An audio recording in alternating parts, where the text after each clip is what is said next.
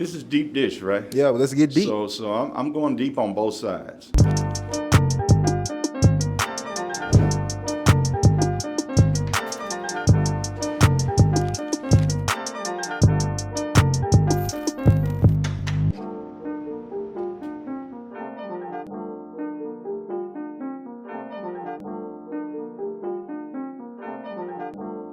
What's going on, everybody? I'm your host and creator of Deep Dish Conversations, Jerome Moore, and we back with another amazing episode because all of our guests are amazing.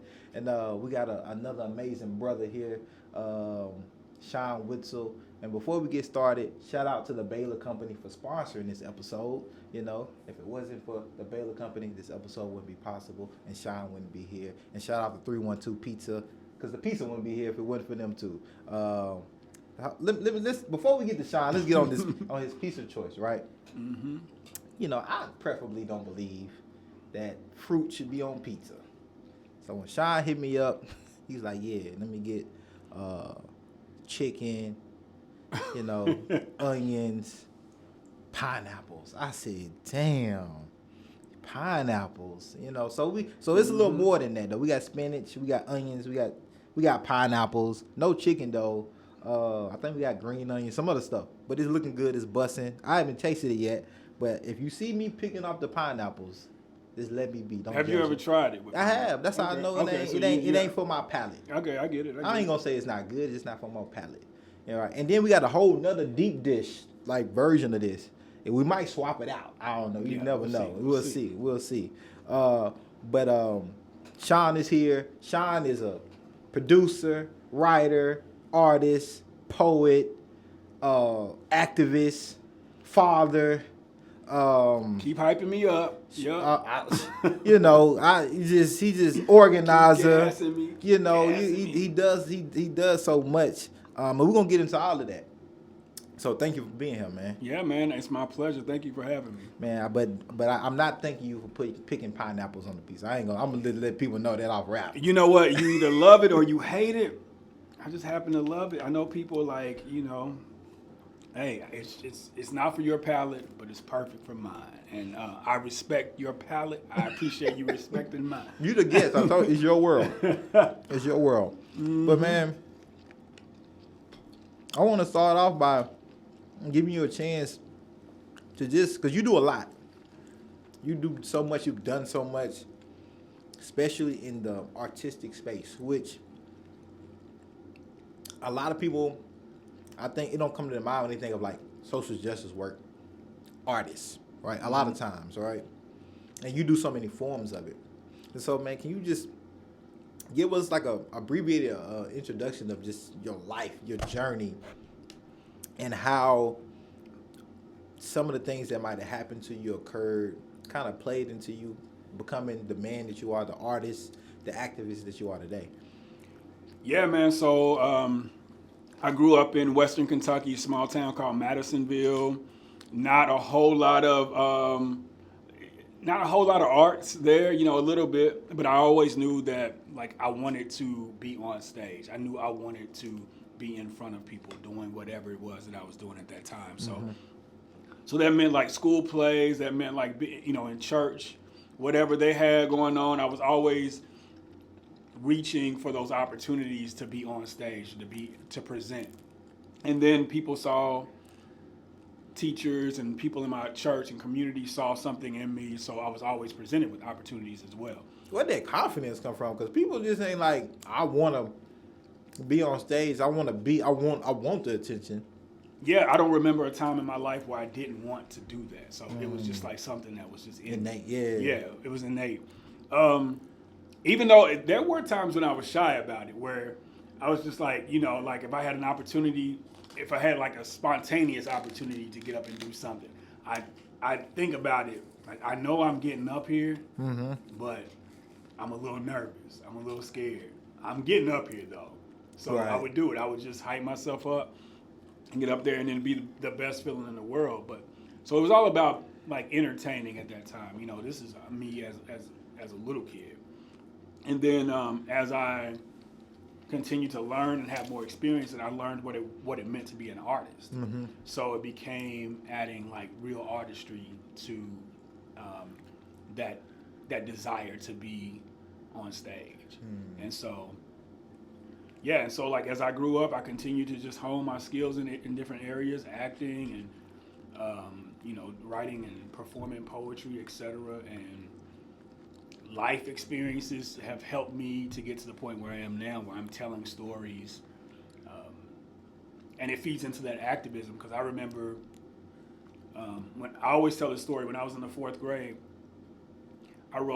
we had this essay contest, and it was about like, if you were president, what would you do for the country? And so I wrote about helping people who were in poverty, and I wrote about helping those who are incarcerated. And so that was that's where my mind was in 4th grade.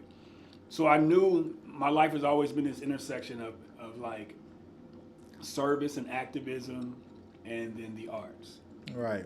And I remember writing the essay, and we were in play rehearsal at the end of the school day, and the teacher, a receptionist or something from the main office, that does the announcements, and they're like, so now we'll announce the winners of the essay contest. And I lean over to somebody next to me, and I'm like, I'm sure a fifth grader got it. And then they called my name as a winner. Wow. And so, yeah, I remember, I wish I still had the essay, but I don't have it. But I just, looking back on that moment, being proud that that's where my mind was at that time. Yeah. Wow. At 4th grade, what was I thinking about? I was thinking about all the regular 4th grade stuff too, dodgeball and everything else. But yeah, when it came to writing that essay, man, in the whole like prison one is like that stands out because like you can see homelessness, right? I think that's like for any kids, you know you can ask questions like, man, you see these people on the street, but prison as a 4th grader, like unless depends on your proximity to that system. Was there anybody like what do you think that came from in 4th grade? I saw that more than I saw homelessness, really, because I'm from a small town. Like in bigger cities, you can walk downtown and see people out on the street. I'm from a small town of like 20,000 people.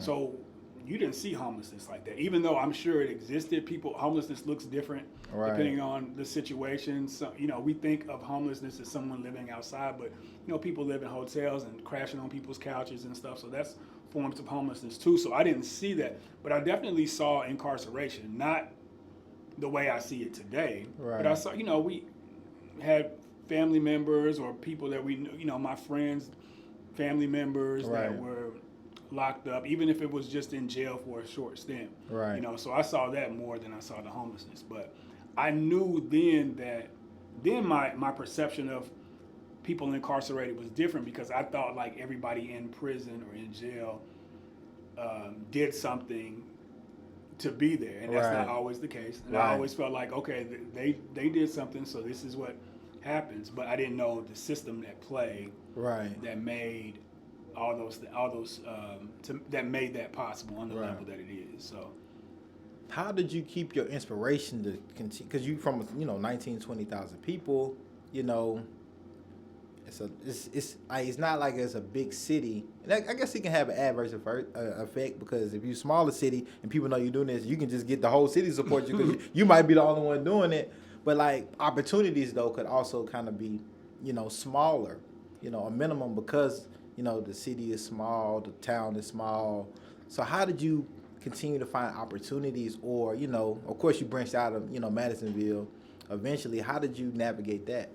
So I was a reader, so I was always reading books, and I was a writer. So when I wasn't writing essays, I was writing short stories and poems and stuff like that. So that was like my escape. I was always just inspired to write, so that's what I would be doing. Even when there weren't any opportunities per se, I was still creating something. Stuff that some stuff never saw the light of day, you know what I'm saying? But I was always creating. So my inspiration came from that desire to say something. And so I don't know, like I just was always inspired, so I just wrote a lot. And then we had to create our own opportunities. So when I just remember, like, trying to come up with like just putting together skits and stuff for school and stuff at church and like even in the community. Like we would even do like dance routines outside, you know, Right. stuff, anything that could put me in front of an audience is where I wanted to be. Right. I was doing it. So we was like just creating our own stuff, you know? Right. And that was the best we had until like any formal opportunities Right. came along, which in Nashville you see a lot more of that, but like in a small town you don't. So, Right. yeah. Well, so in the small town in Madisonville, growing up, what are most people doing? Just so sports is big, you know, any small town, like high school sports is big, and just regular everyday small town living. Like we didn't really know we were in a small town until we got a little older, Right. because we just outside playing like any kid in any city, USA, right? So, Right. but yeah, you know, it wasn't until I got to high school and particularly my like senior year, when I was like, so ready to get out of this. I'm ready for college. Can we speed this up, please? Man, how did the city of Madisonville support you? Whether it may be immediate family, peers, or just community in general, because, you know, it sounds like you was kind of one of few or one-on-one in your community or even in your immediate family to kind of take art in this way, right? So how was that support, or was that like, what is he doing? Why you just don't do this? Well, was it any of that having to navigate and process that growing up in Madisonville? You know what? I got a ton of support from my family and my church, my community, because they just like wanted. They empowered me in ways that they probably didn't even know. You know, they saw something in me. They saw me going after things, so that people were just willing to like give me a word of encouragement to say, "Oh, if you ever need anything," or just whatever. And so, yeah, like I was so uplifted by my family that I didn't know what that was like to not have that. You know what I'm saying? So like now, in the work that I do now, working with kids, I come across kids who don't have that support, and I cannot even relate because I had it. You know, my family just always told me that I was going to do something great. They didn't necessarily know it was going to be the arts because I think they probably saw it as like, oh, this is something that he does just like a kid might play basketball or whatever. It wasn't until adulthood that they started looking at me like, oh, he's like, this is a lifelong commitment that he has. And I get a ton of support. You know, when I take plays back home, just even beyond just like somebody coming to something, but just the support. You know, people pull me aside and say, hey, we see what you're doing, keep it up, you know, and that means a lot. And so you eventually went to Middle Tennessee State University. We both alumni there. Yes. You was there way before I got there. there. Way before you got there. We ain't gonna talk about the years. How was that experience, and how did that play into your evolution into like what you're doing in just acting and producing and your artistry? So I wanted to go to TSU. Okay. I wanted to go to a school outside of Kentucky because I was in a couple of clubs and programs where I ended up on Kentucky campuses all the time, and so throughout high school. So I was like really ready to go somewhere that I hadn't been before. So I looked at some schools outside in other areas, but discovered TSU. It's like, oh, HBCU, not far from home. It's in Nashville. I like Nashville. Boom. That's where I was going. All the way up until really the last minute, I made the switch to MTSU. And I did that because they had a recording industry program there. The RIM program. Yeah. So I ended up, I started out in that, didn't finish it, but I changed majors. But that's what got me to MTSU. And I do sometimes like think about, man, it would have been nice to have the HBCU experience, but I would not change my MTSU experience for anything because I had a great time, met some amazing people. And I was determined, like, if I'm paying this money to go to college, I am going to get the most out of it. So that meant, like, I was involved in so many organizations and newspaper staff, editor, eventually became editor of the newspaper. Wow. Sidelines, yeah. So I did a whole lot of stuff. Urban Music Society, African American Student Association, a Wow. bunch of different organizations. Was on the radio. I had a radio show Right. for a few semesters. So yeah, I got a lot out of it. So, but that exposed me to things that I wasn't exposed to at home, people I wasn't exposed to at home, and it just like helped shape me. And like even just doing open mics, Right. that wasn't something that I was accustomed to at home. You know, Right. we didn't have that. So being on the college campus and doing poetry and Right. open mics and even eventually hosting them myself. Right. So that was dope for me. Like, Man, while you was going through that evolution in your artistry and growing, developing, where did that and social justice start to kind of really merge and become like one and the same for you?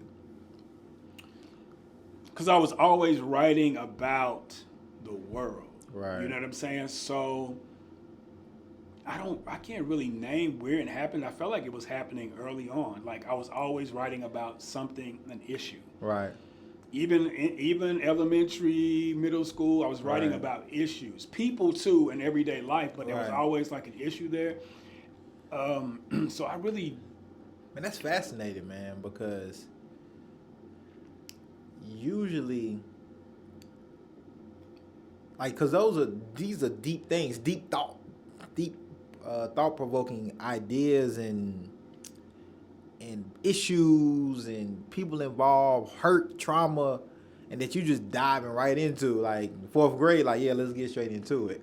yeah. I mean, I get my level of sophistication with these issues wasn't what it is now. Right. Obviously, you know, Right. like and that's the thing, man. You learn by doing. So as an actor, you know, you get a role. You know, you want to be on stage because this is your craft and you love it. You love you know, developing characters, Right. being on stage in front of people. But like you get it's like doing a play is like, if you treat it this way, it could be like a class. Right. So I say like your script is your textbook.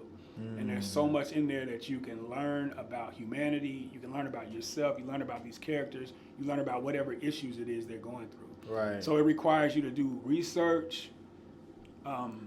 If you want that level of performance Right. that you see the greats give. You know what I'm Right, saying? So right. it requires research, thought, you know, introspection, all those things. So as I'm taking on these different roles, I'm Right. learning too, and it's making me a better human being. So it's not like I'm doing this play, and I do the play, and then I'm on to the next. Like I've taken something from this experience, and so I'm growing as I'm playing.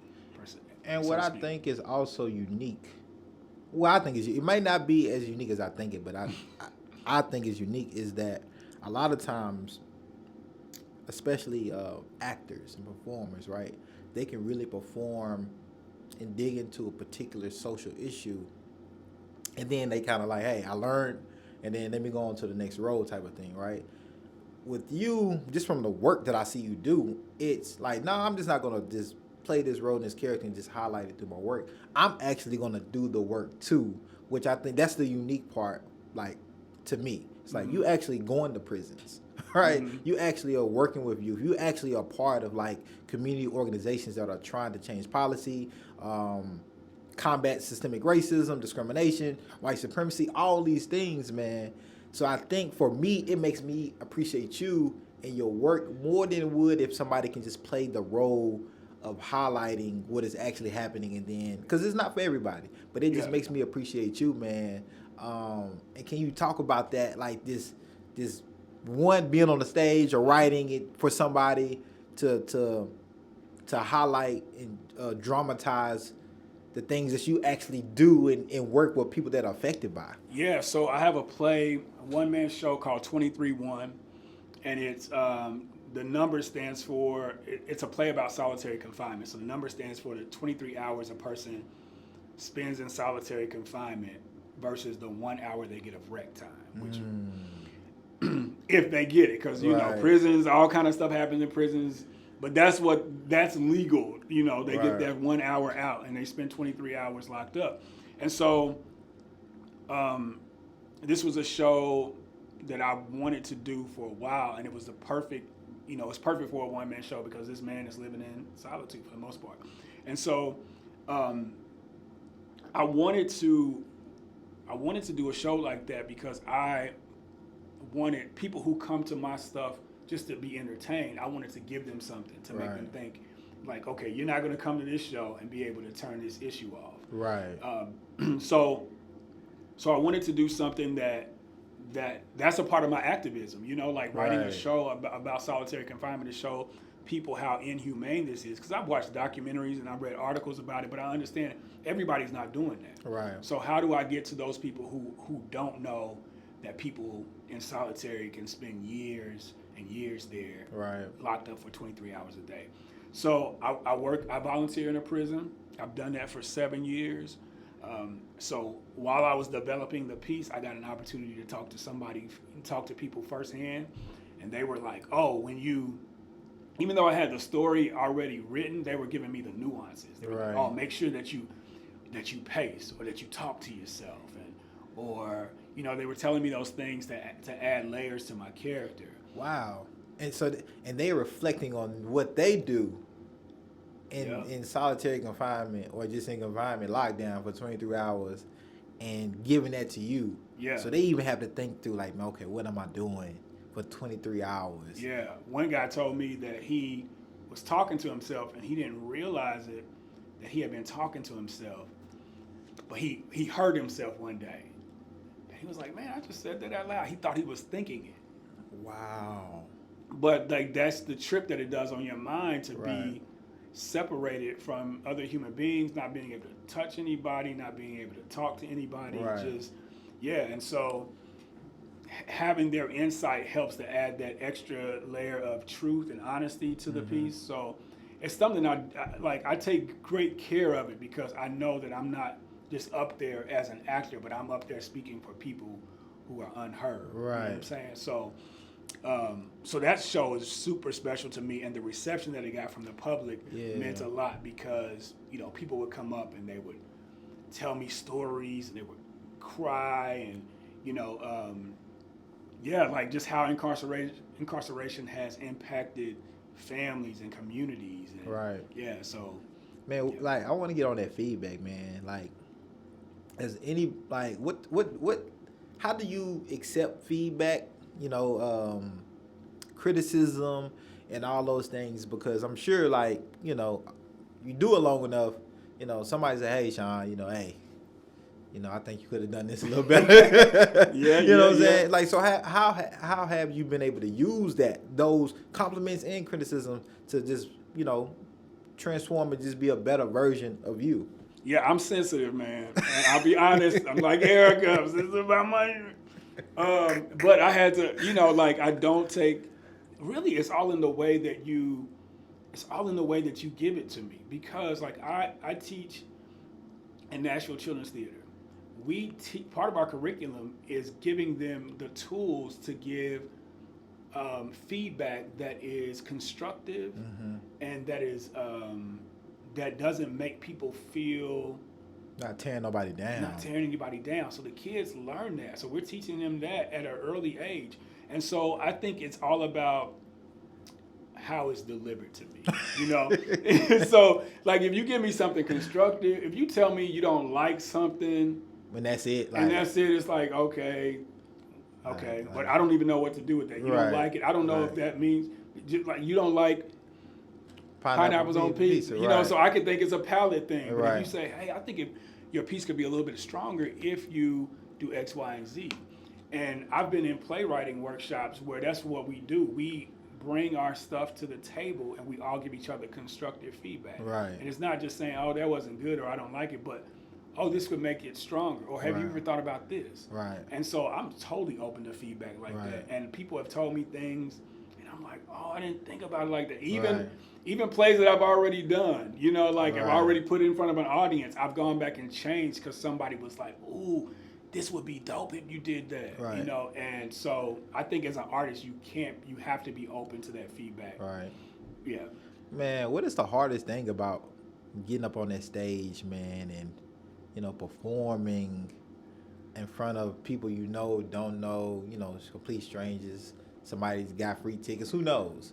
What is the hardest part of that, man? Especially about topics and issues that are real. Yeah, you know what? What's the hardest part? It's home for me. Like, I love being on stage. Right. So, What does it say production then? What's the hardest part about this? Because you do more than just act, right? Yeah. So you in many different, you wear many hats, right? So let's talk about production, the whole thing. What's the hardest thing about? Because we get the end money. result. The money, like being a producer. So like having, just having the funds to create the vision that you want. Right. Sometimes I have it, sometimes I don't. But like not having it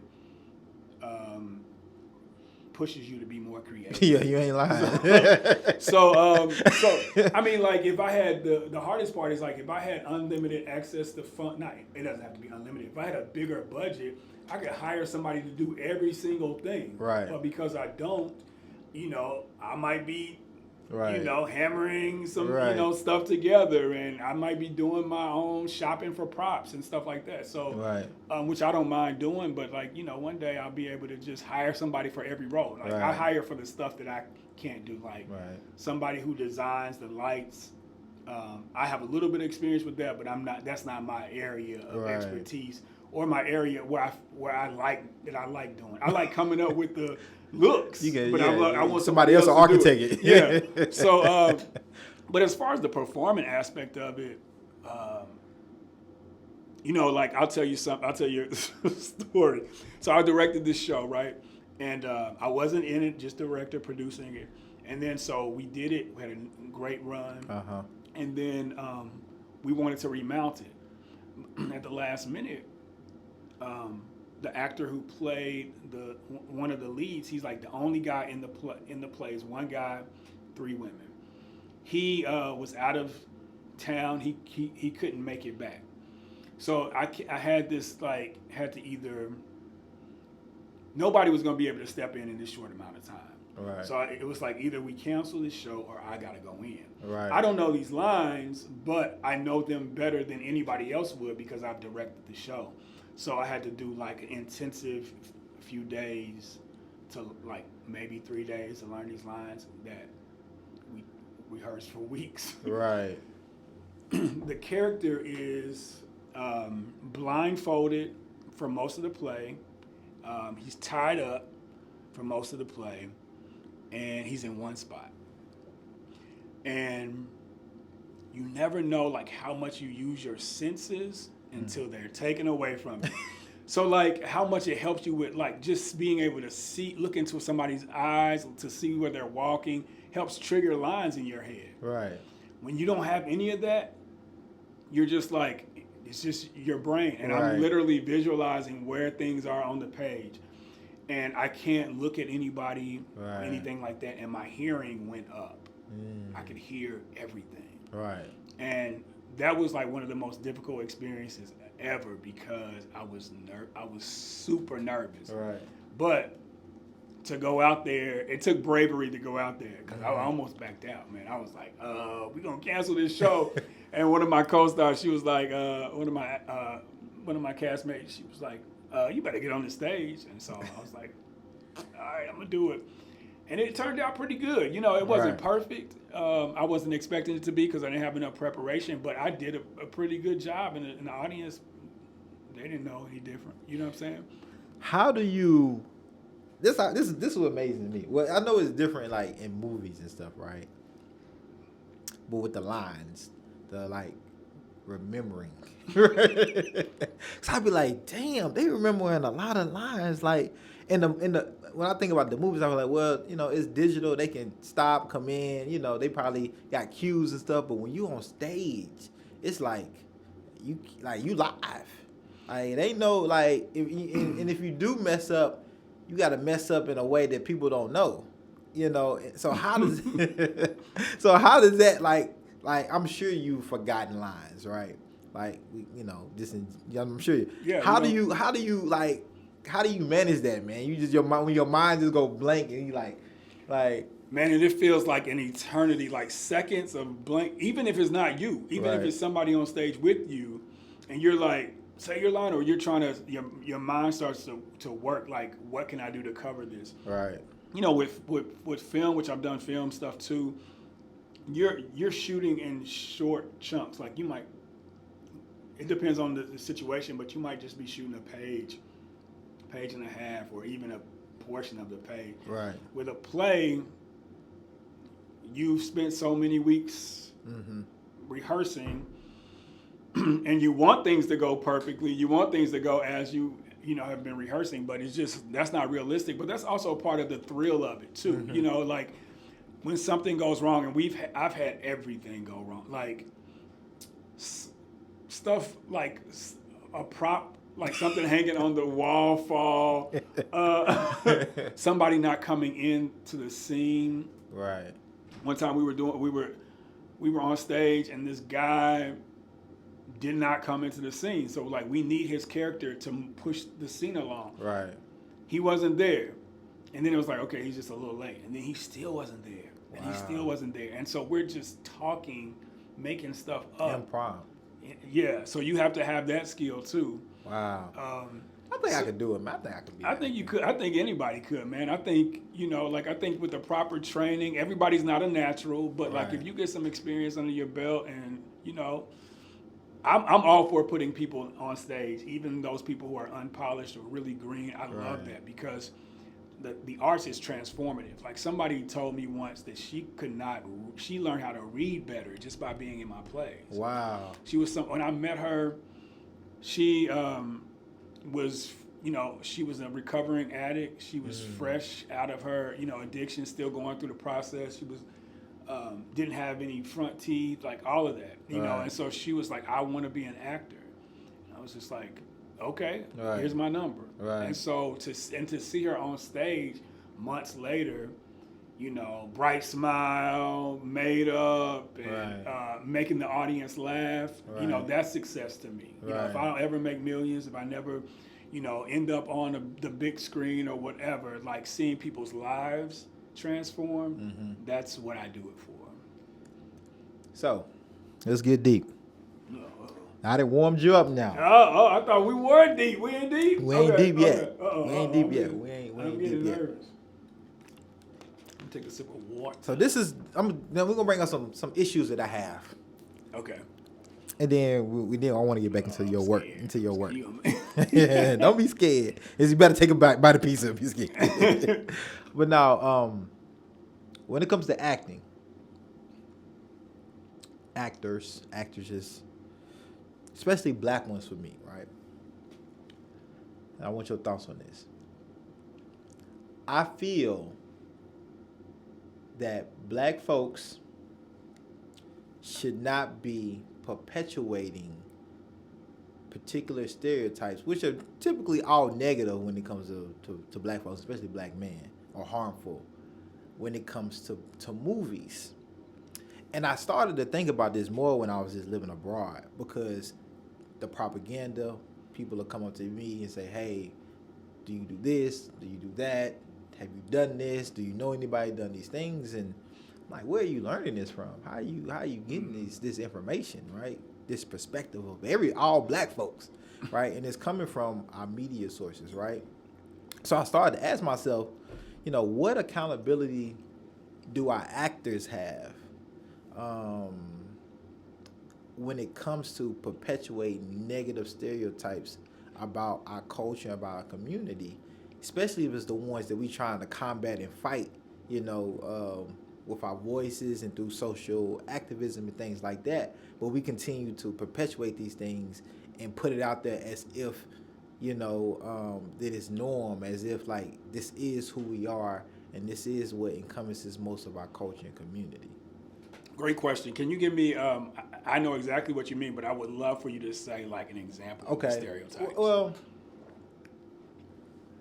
there's so many. It's really a lot, but I think there are many of our black actors that may play roles that glorify drug dealing or drug usage, criminal violence, or just going to jail, like just like as if that is like as if we all go through the same journey in life.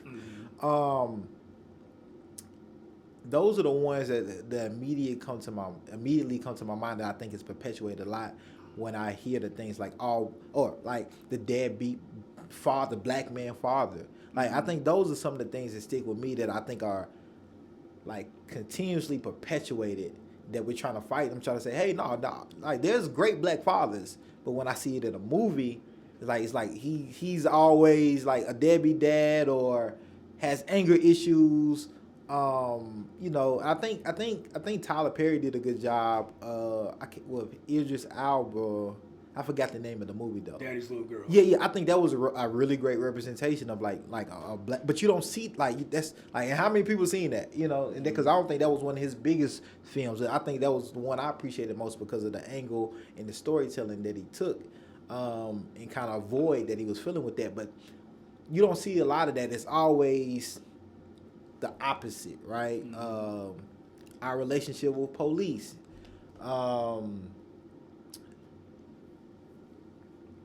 Even just the angry black woman. So I think it's just perpetuated a lot in our film industry, in our entertainment industry, and then of course but that's just on the film side of it.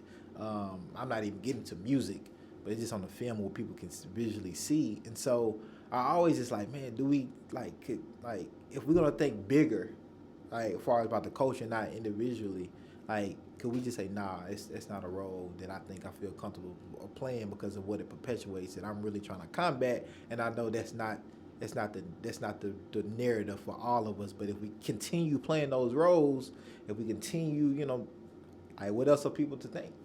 What's going on, everybody? This is Jerome Moore, creator and host of Deep Dish Conversations, and I know y'all enjoying this episode, but just real quickly, make sure y'all hit that subscribe button and hit that notification so you can be notified when we drop new episodes and interviews. All right, I appreciate all love and support, and let's get back to this episode. So, man, I have so many things going through my head. So one of those things is I talked about me being a RIM major, recording industry major, when I first went to college, but I switched to sociology.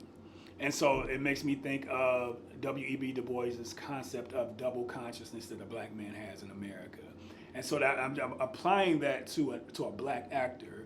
So as an actor, you just want to be able to play different types of roles, to stretch, to do something that's totally different from who you are, and to play like so many different aspects of humanity. That's the fun part. That's the thrill. That's what you get something out of it. And then, but as a black actor, you have the weight of where we are in America. You have America's history of stereotypes, stigmas, all that. Think about the cartoons of those racist cartoons. So you have it's a delicate. It's a balance of trying to figure out I want to work and I want to do this role, and I want to make some money, but I also don't want to just do anything. Right. And acting is about choices, right? You're gonna choose what you audition for. You're choosing what roles you will accept, right? And once you accept those roles, you're making choices about the character. Kerry Washington said something years ago that has stuck with me. She said, if I give humanity to every role, I'll never play a stereotype. And so that's something I think about. That's something that really resonated with me. So, cause break that down. What is that? Cause it seems like that's not possible, in a way. Well, if I play humanity in every role, I'd never be a stereotype. If I give humanity, to every role. So this is how I perceived it. It's what we see on, even if you have somebody who's a drug dealer, you see a lot of times the one-dimensional drug dealer. Right. You don't see anything else. You don't see any complexities. You don't see any nuances. I don't know if you ever did you see the movie Moonlight? Yep. So Mahershala Ali played a drug dealer in that film, but he also played this father-type figure to this little boy He had redeeming qualities. He wasn't a monster. You know what I'm saying? So Right. they gave him layers. Right. And Mahershala, the type of actor he is, he probably, really dug deep to kind of find the different layers to make this character more than just like your typical Drug dealer role. Drug yeah, dealer, no, yeah, no, like- like he did his thing on that. Yeah. So like I think it's the actor's job. If you're gonna accept roles like that, then you should do the work to show a full character and not a caricature, right? And also I'll add this and then I'll let you respond. So like I think Tyler Perry gets a bad rap. Okay. And Tyler Perry does a lot of good for employing a lot of black people in front of the camera and behind. And you can't knock his hustle. Like even if you don't like his work or don't like everything he's done, Right. he has built an empire. yeah. But he gets What's the bad rap? Yeah. people, like they He giving us some insider producing. No, this is like stuff you can read. No, this is like people slammed some of his shows or some of his movies. Like, oh, he writes his movies are about the same thing. He repeats stuff, and Right. or they criticize the acting, some of Right. the acting or whatever. But Tyler Perry is making the type of content that he has been called to make, that he feels compelled to make. Right. He is very different from Spike Lee, and we should have a place where because there's not enough Right. of us doing it, Right.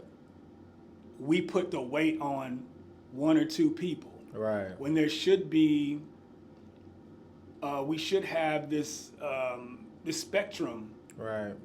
of black artists or black directors and creators, Right. where we can just pick what we like, so we don't have to criticize. Even if you don't like Tyler Perry, you don't have to You don't have to say, oh, "I'm sick of it." Blah blah blah blah blah. Right. You just don't have to watch it, but you have other things to choose from, Right. and that's getting better. Like I've been like watching Netflix and Hulu and stuff more, and I've been seeing content that I had never heard of. So it's been encouraging to see. I think the industry is being more intentional, but also I think it's so much independency now. Like we both can go on YouTube and if you got a camera, if you got a phone, you can create, whatever you want to create and try to get your message out and grow and learn, and that might be picked up by Netflix or HBO or So I think a lot of that has to do with it too. But I still believe, and then we're finna get deeper, that Hollywood and the entertainment is just so, it's still dominated by white, not just by on the screen, but financially. Yeah. Right. And so when I sent a thing about, it's like, and we, this comes up all the time about the Oscars and stuff like that, and awards, and when it comes to these things of like black actors or people of color that don't get their awards or don't get the accolades that they deserve.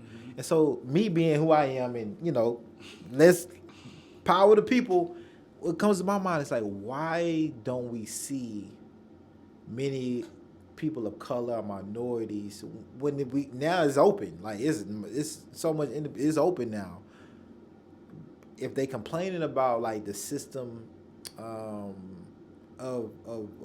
entertainment that they're in, if they complaining about just the discrimination that they have faced, whether it may be from roles or even financially, pay, wages, and things like that, why don't more of them just go ahead and say, well, I'm just doing my own thing then? Like, do like Tyler Perry. And you can produce, you can act, you can do your own thing, because talent is talent. And you've been in it, especially if you feel like the gatekeepers, the ones that be, are not allowing you to be the great person that you are, or be your best. And it's all intertwined with white supremacy, discrimination, racism that has existed in Hollywood, that we know people speak about it.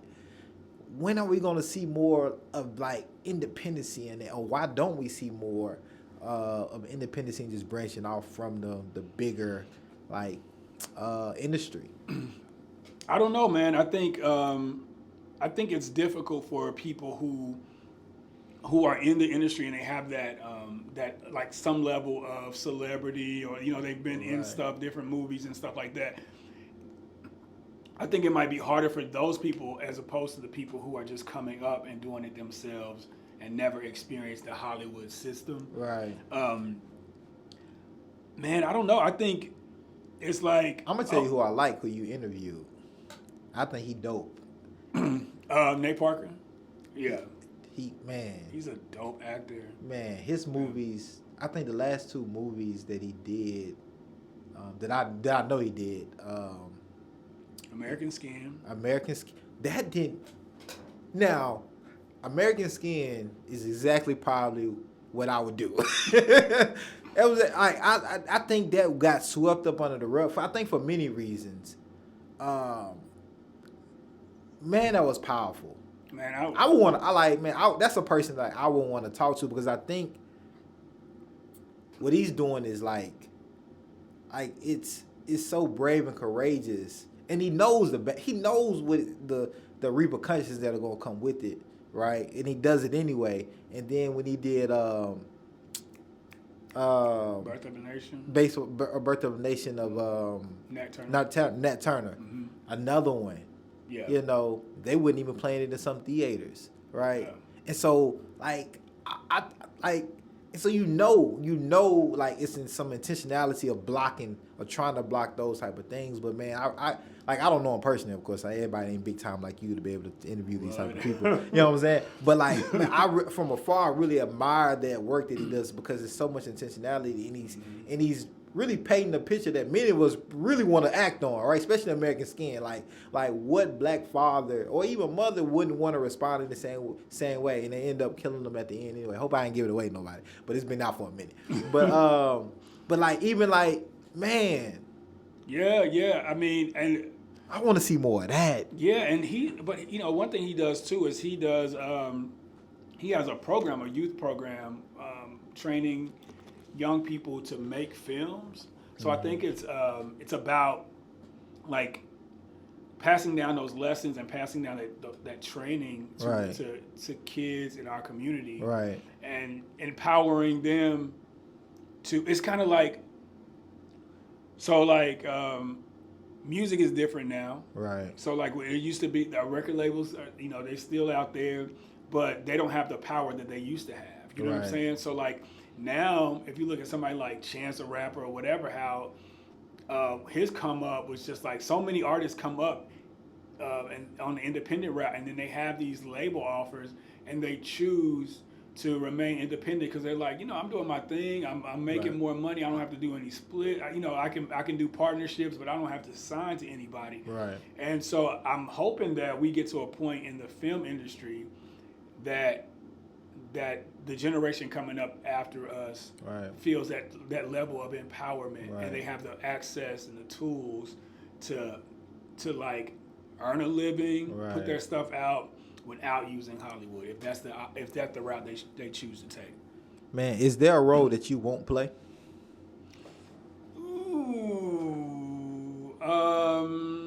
There is not a role that I wouldn't give consideration to. See, you see how you try to give us this answer, y'all. Is there a role, have you said to yourself, regardless of how much money is on the table, I don't want no political answer, Shawn. I want straightforward to the point, all right? Is there a role that, regardless the money, regardless the accolades that could be involved in it and all that you would absolutely won't even give consideration to? No. Okay. I don't think so. I think so. Here's some things. It's like the writing's got to be good. Okay. I'm not motivated by money in that way, but like money's got to make sense. Right. I don't want to do anything that's going to.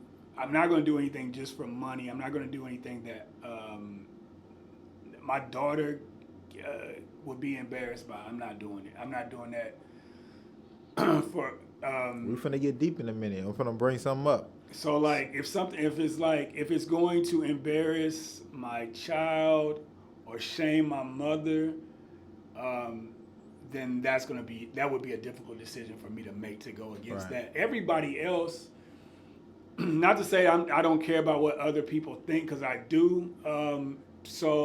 But like my mom and my daughter are deal breakers. So if there's something that they can't understand or they can't wrap their minds around it, I don't see me doing it. So There's this narrative. Hopefully you can give us some insight, since you big time and everything. Okay. There's this narrative, especially about black men in entertainment and movies, about putting on the dress. Okay. You know where I'm going, about putting on the dress. And I don't know if it's true. I'm not in that space, but you hear a lot of people that are in that space, in that industry, talk about black men putting on the dress, and that is a way, a way, to basically, like, it's a way to take you to the top, but it also is a signal of you're conforming, and that you like, hey, you laying down for the white man, you laying down for the industry, you laying down, you giving up your soul. What are your thoughts on that? What are your thoughts? Because this is big, because especially in our community where, like, there's still a lot of homophobia, right? It's still this in the black community, understanding that, especially on the screen, being straight but playing somebody that may be a part of the gay community. What are your thoughts on that? And you have a daughter, you are a straight man. What are your thoughts on that, man? So do you think it's something to it, or it's hard for me to it's hard for me to think. I grew up watching Martin, and right, Eddie Murphy, right, and they would put on, they had dresses for certain characters. And they blew up. And they blew up, and so yeah, they blew up. So, but then you have men like Denzel. Never. I don't think I've never seen him put on the. No, Denzel. I don't think Lawrence Fishburne has ever. But then you got Wesley Snipes, who did Tu Wong Fu. You know what I'm saying? Like, these are all artists and men who I admire, but they all make different choices. And I think it goes back to me saying, like, it's about choices. Like Will Smith, when he did that movie, it's a play. Sheesh. 6 Degrees of Separation. Oh, yeah. And he didn't want to kiss a guy on screen, and they did it like a kind of a cheap way. They cheated, you know what I'm saying? Right. So he didn't do it because he was worried about his son. But I remember in an interview saying that he wished that he had actually done it, because he had, I guess, grown as an actor and had a different perspective, more comfortable with himself. And so he said he wished he had made a different decision. But it's like, you can only do, actors will say, oh, you got to commit to the role, whatever. Right. So if you can't commit, then don't do it. Right. I wouldn't want to do anything that's shaky. But back to your dress thing, I think that's up to the individual. White actors get to do whatever they want. And I think black actors should have that freedom. You're gonna, if you do it, you're gonna have the people that laugh and don't take and that's, they do it for, Right. it's the laugh and that's it. And then you're gonna have people that are like, oh, he shouldn't be putting on a dress. So you got to deal with both of those things. That's hard, man. But I would be a hypocrite if I was just like, because it never bothered me watching. Right. Watching the comedians do it. Right. I don't think I saw a lot of like dramas. I mean, what's his name? Ving Rhames did Holiday Heart. Yeah. I don't know if I would be comfortable doing something like that, and I wouldn't want to like do it for money, and for the people that represents. I wouldn't want to do a disservice to those people. Like my boy, he did and he's an actor. He's like out in Hollywood doing his things. He's in films and on TV shows and stuff like that. And he did years ago. He did a play where he was in drag. I couldn't believe it. He's like a bigger guy, masculine, muscle dude. And so, but we appreciated his bravery and his boldness. And, you know, he had on makeup and everything. We were cracking up, laughing, but we were just proud of him at the same time. I think it's that double consciousness too thing that you brought up earlier, that we have to consider these things where maybe other actors of different ethnic backgrounds don't have to worry about. But because of our journey and our experience in the United States, there are things that we have to, that are weighing heavy on us, that like perception wise, right? Oh, well, if I do this, am I feeding into, you know, these things, man? So look, our intern Caden, he has to, you know, give me at least one question to ask the guests as part of his internship, right? Yeah. And so, so he sent me his questions. Let me find them. Let me find. Here we go. So we got two questions. All right. All right. The first one is, do you encounter people opposed to the work you do in prisons? Do I encounter people opposed to the work I do in prisons? Mm-hmm. Not anybody that's ever spoken out loud to me. You know, mm-hmm. I do on social media. I hear there's that narrative that, oh, prison is not supposed to be a vacation and blah blah blah. You know, you hear that, right? But in the people in the community, mm-hmm. I'm surrounded by like activists and right. and you know, artists and, you know, people with empathy. So right. a lot of people typically support that I'm doing that. Okay. 2, the second question. Does giving focus to the past trauma of those who have committed heinous crimes hinder holding them responsible? That's a good question, Katie. That is a great question. So giving focus to those who have caused harm. I'm going to read it back for you. Yes, please. Because you're messing it up right now. Does giving focus to the past trauma of those who have committed heinous crimes hinder holding them responsible? I don't think so. I think by sorry. You know it's deep when you gotta take a cig of water. He said, "Hold on, Pepper's got it." If I'm understanding the question correctly, I think that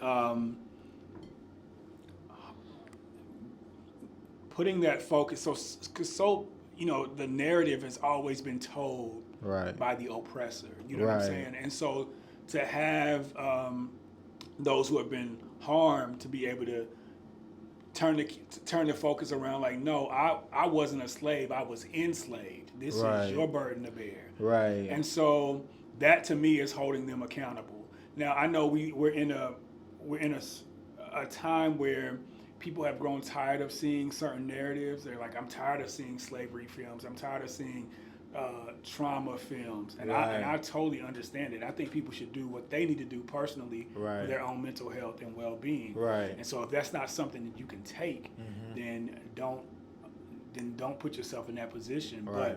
But I do think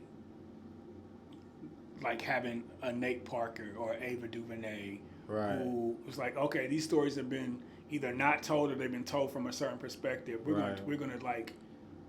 gonna take the camera in our hands and we're gonna tell a story right the way it should have been told. Yeah, I'm a big that's why I am, and that's what I'm moving. I'm moving into producing because I want to see more of those stories, specifically for me around community building, right? Because I don't think we see enough of those. We see a lot of like what's going wrong in community, right, and what people are not doing and whatever's happening.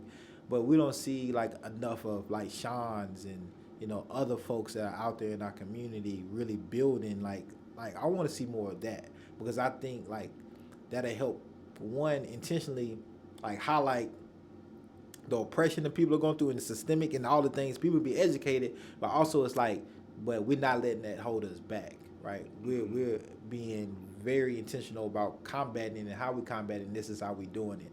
And I think that'll help bring other communities together and community in the world together. I think if we see more of that and have more of these conversations, man. And so that's why I'm really like I'm at that point like all right, like I already know like how this is gonna start and this how it's gonna end because like you get to a point there's only so many other angles you can have on the same narrative, right? Mm-hmm. So let's get to a point it's like let's just get straight to the building and the power and the positivity of what came out of the negativity, Yeah. right? That is, or the trauma and all that stuff, man. And so I really appreciate that. But that was a good question, Caden. Thank you, man. Yeah, Thank you, yeah. Caden. Caden is back on doing the sound and everything, so y'all can't see him. But Yeah, that was a great question. you're working with youth. You're here in Nashville primarily, but you go back and forth between here and Madisonville, right?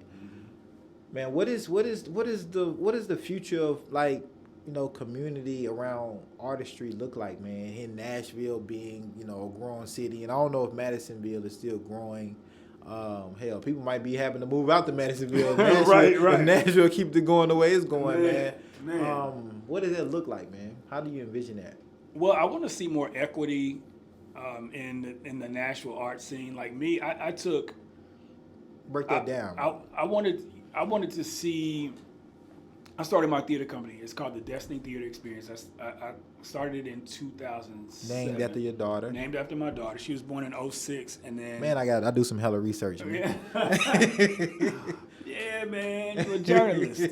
So I started my company because not only did I want to tell certain stories and as an actor, that audition process can be grueling. You know what I'm saying? Like, you can hear a lot of no's.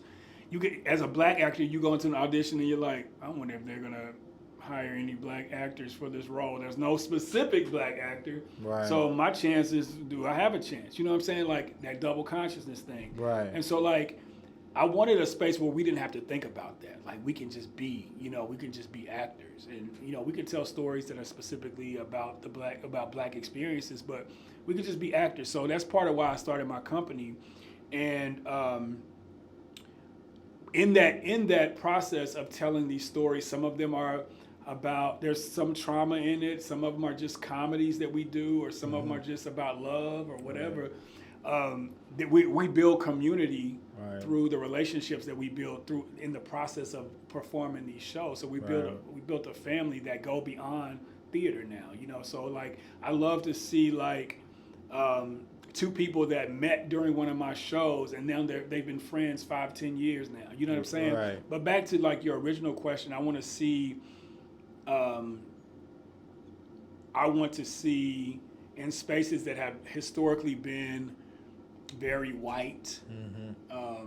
I want to see more diversity in those spaces, and that's just not just black, but differently able, other races and ethnicities. Right. I want to see us empower.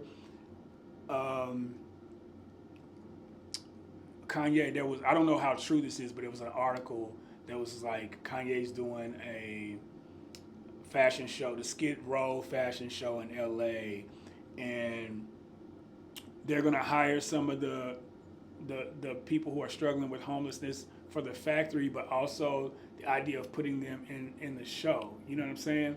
And so, like, I'm like, okay, yeah, pay the people to model and let them keep the clothes. You know what I'm saying? Like, I want people to be thinking about people who have been, groups of people who have been shut out, who are vulnerable, who have been left out of certain spaces, and I'm seeing that happening in Nashville. I see the effort being made. Okay.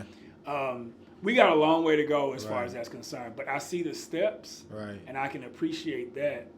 And I see the effort being made on regular TV too. Like, I've seen the diversity in commercials that I've seen recently has given me hope. I hope they maintain it, and I hope it's not the gimmick. Man, what role do you want to play in that here in Nashville, and I'm gonna say Madisonville too, because I know you give back a lot. What role do you want to play in that, creating that equitable spaces and opportunity going forward, man? Continuing to build so that I can, like, offer those opportunities on a professional basis. You know what I'm saying? Like, in my I don't have, like, a professional theater company. It's more like a community theater. But that sounds better. I try. I like the word community theater, and I like community theater. But I also whenever I have an opportunity to. Sometimes actors are, volunteering their time. Sometimes we have situations. I try to create situations where I can pay them as well. So it just depends on the project. Right. But so like continuing to build so that I can create more space for actors, not just black actors, but all types of actors. Right. But also like penetrating those other spaces. And what do you see as the biggest challenges of penetrating those other spaces? Just because it's like, so like, if I'm a white director, I've lived in this white country, you know, and, you know, have had these experiences that have only involved white people. So if I'm a producer or director, I'm looking at it through the lens of like, unless the show is like about black people. Even that though, you're still looking at that through a white lens. Oh, you're still looking at that through a white lens. Right. But like, if you just have a show about people, 9 times out of 10 or 10 times out of 10, it's not going to cross their mind. It's like, hey, let's make these characters. Let's make 4 of these 5 characters black. Right. Or it's always going to be like. Right now, it's kind of like I'm casting 5 characters. None of them are race specific. We'll cast this black actor. She's good, but the other ones are going to be white. Right. Because I'm white, and I'm going to cast the world that I see. So that's like 4 white people and 1 black. You know what I'm saying? Right. Like this woman, this casting director. This is outside of Nashville. She was talking about like how. I think she used the phrase like creative or edgy or something when casting. She was like, in these roles, I can be a little creative. I can be edgy. Casting a black person is creative and edgy. An Asian person is edgy. Like in her mind, she was doing what she thought was good, and that's better than somebody who's not even thinking like that. But it just goes to show you the world that some people live in. Like, yeah, it was like she was getting props for it, and people were talking about how progressive this was, and how she was even saying that in so many words. But it was really like, that's not edgy. That's not creative. That's damn. Like you basically just came up with fancy ways to do affirmative action. Yeah, basically. Yeah. So this is like tokenism. And, you know right. what I'm saying? So like, and that's why I think to add to that, to create those equitable spaces, man, we gotta talk about it more. Like we gotta because if it's happening all the time and we only talking about it sometimes, like then people gonna miss it, right? You still gonna get those inequitable spaces and environments, and that's why, man, this platform is like we're gonna be intentional about talking it in different people's professional sector and stuff, and it is what it is. And because hopefully when somebody's watching this and they know you and they're a white producer or a writer or just a non-person of color, they can have a different lens now because damn, I respect Shawn. I know Shawn is good work. I never thought about that, right? And you know, might not want pineapples on my pizza, but what he's saying is good, right? But like and so man, I really appreciate you breaking that down, man. And I know you do so much more, like just in the prisons and here in Nashville, in the community work. I know you do so much more, but I really wanted to focus on that industry and how all those things that you work on affects that, because I don't think it's talked about enough, or it's talked about from people we can't touch, we can't meet. And it comes off different. It's like they're complaining, or it happens at a time where they didn't get the deal that they wanted, and so now they want to lash out. Where now here is coming from, I think, a more communal, articulate, intelligent, brave space. And man, you did it, man. I really appreciate you, man. Man, I appreciate the opportunity, and I do want to say a couple. Say it's your show, man. I want to say that I see the work that my white colleagues here in Nashville are doing to create spaces, to create space where there was that wasn't there before. That didn't exist before, or was very little. I've seen the effort in just the interaction in the conversations. It's not going to change overnight. Right. You know what I'm saying? Right. Like, some stuff is woven in the fabric, and you have to literally like say, okay, let me take that strand out, you know. And so, but I do see the work being done. It just has to be maintained. So it's like, you know, when everybody was protesting in 2020 because we was all in the house and everybody wanted to get out, we saw George Floyd, you know what I'm saying? Right. So, but it's like, are you still doing that work that you were so deeply committed to? And I understand things have peaks and valleys. Right. Everything ain't gonna be hot all the time. But Right. even if you're not out there in the streets, you should be doing something in the spaces that you occupy to make that same difference that you were talking about before. So yeah, I see the work being done. I just think it needs to continue. Right. And we can speed it up a little bit.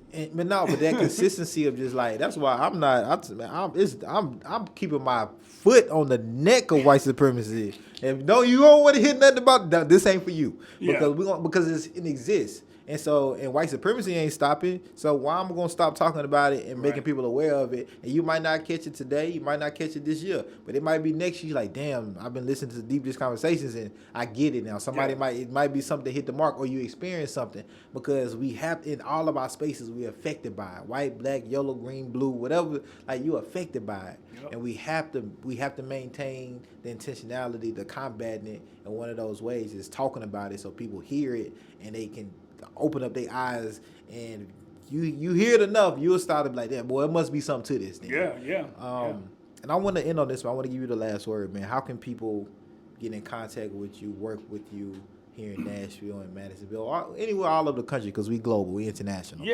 So, first of all, I'm gonna shout out a little project that I'm working on. I'm one of your former guests, Don Diener, with the Choosing Justice Initiative. I'm working on a project with her and her company called Gideon 2.0, and what we're doing is we're highlighting the struggles and injustices of those who have in the Tennessee court-appointed counsel system. So people who have attorneys who can't afford to hire attorneys, so they're given one by law, but feel that their attorneys are not giving them the best representation. Representation or any representation at all, and the harm that it does. So people find themselves in jail waiting and not knowing what's going on. Their families suffer and all those. So we're working on this project to give voice to those people and their families. Wow, so I've been doing interviews and creating content. Wow. And that's going to be coming real soon. So I just wanted to put that on people's radar.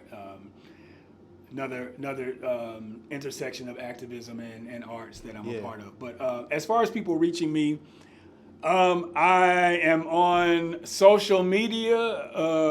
Look, I gotta plug this too. If you ever going through a hard time, let Shawn know, because he's probably raised like $1 million in Cash App and funds to helping people. Please don't tell nobody else. Hey, let me tell you something, man. I was man, you got a hell of a support system, man. Like, people, when you post like, "Hey, I just ran into this homeless guy 5 minutes ago. He needs $20 to go to get him something to eat. Can y'all help me out?" He end up with $2,000. I'd be like, "Damn, he need to go into fundraising," because Shawn is amazing. Man, I don't know.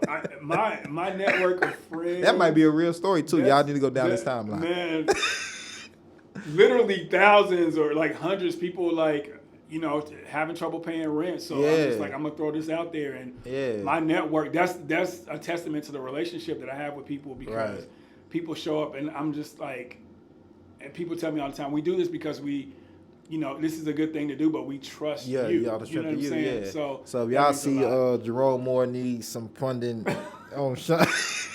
And we don't even tell people. I don't even tell people anybody's name, so we keep it under. We keep it. Protect people's identity. Well, hey, look, I'm putting it out there. I'm making the next one is for Jerome. But social media. Yeah, Shawn Whitsell. I'm on Facebook, Twitter. Shawn Whitsell on Twitter. Okay. Shawn_Whitsell on Instagram. Okay. Yeah. So. Man, look, man, I appreciate you, fam. Thank you for doing this. Thank you for picking a pizza with pineapple on it. Yeah, I ain't gonna get off on you on this pineapple. But it was good though. It was good, and I got some pieces that only had one pineapple in there. So I was like, I was being strategic, like, all right, do you think I'm definitely taking this? No, yeah, it's yours. It's yours.